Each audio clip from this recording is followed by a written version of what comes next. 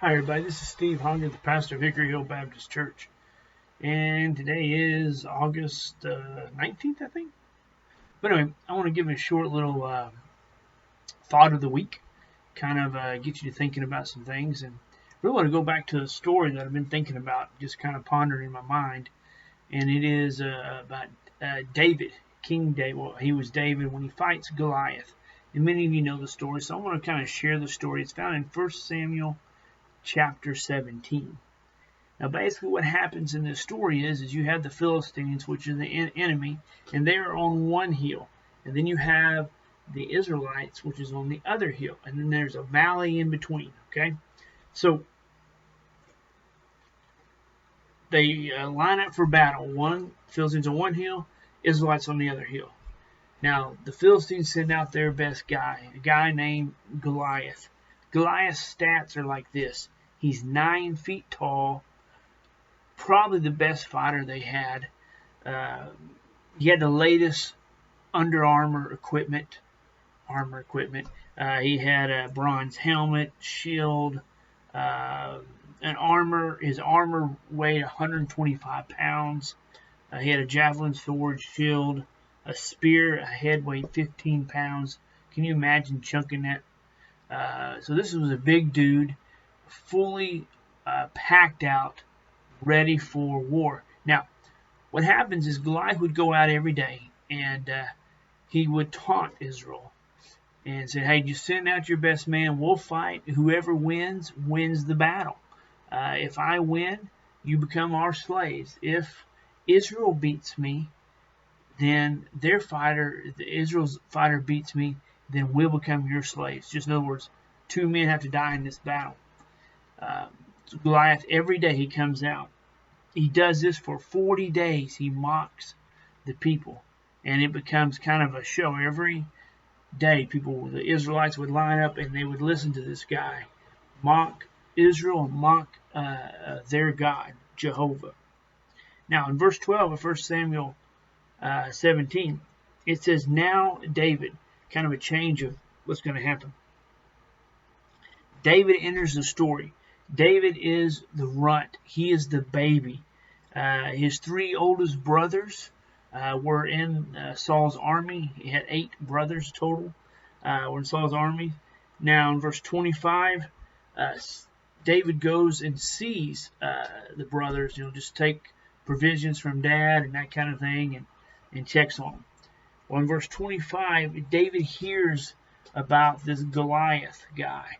And someone says, well, if someone defeats this giant, this is what the king will give him. Great wealth, give his daughter in marriage, and exempt from taxes. His family, I think the last one's the best one. But anyway, David hears this, and David starts asking questions. Well, that gets back to Saul, and Saul inquires of who this guy is asking questions. And so now suddenly Saul and David meet up. Now, can you imagine that meeting? Here you have a king, his situation that he needs a hero. He needs a guy to defeat this giant. If he picks the wrong guy, what's going to happen? He's going to lose, and Israel will lose. And Israel will become the slaves of the Philistines. So Saul's in a pickle. He has to pick the right guy, the guy to defeat the 9-foot giant. So they meet together. Saul sees David and he probably thinks he ain't going to make the cut. He didn't have the skills necessary to win this battle. But then David hands Saul his resume. He said, man, when I was keeping sheep for my daddy, he said the lion would come, the bear would come, I'd grab him by the hair, and I would kill him. I'd protect him. And this giant, this Goliath, this uncircumcised person that makes fun of my God, he will be nothing. He'll be like the lion, and he'll be like the bear. In other words, David says, God has my back, and he'll help me win the battle. Because he helped me back then, he's going to help me now. And so Saul decides to take a chance on David, And if you remember the rest of the story, as Paul Harvey would say, David wins the battle. He gets a sling out, he chunks the sling, hits Goliath in the forehead, grabs Goliath's sword, and chops his head off. Now, just a couple of thoughts to chew on, to think about in this story, and I'll be very brief. And I guess stepping stones is the best way to describe it. And you know how stepping stones goes one point to another point, another point? Well, God has been bringing you up on stepping stones, you could say, to this point right now. Like David had the experience with the bear, the lion, and now he's facing this 9-foot giant. So God has brought David along to this point in time. God has brought you along to this point in time. God has loaded your resume. You are qualified for whatever task that God has called you to do. Guys, we got to get it in our head that what Jesus sees in us is not what we see in the mirror.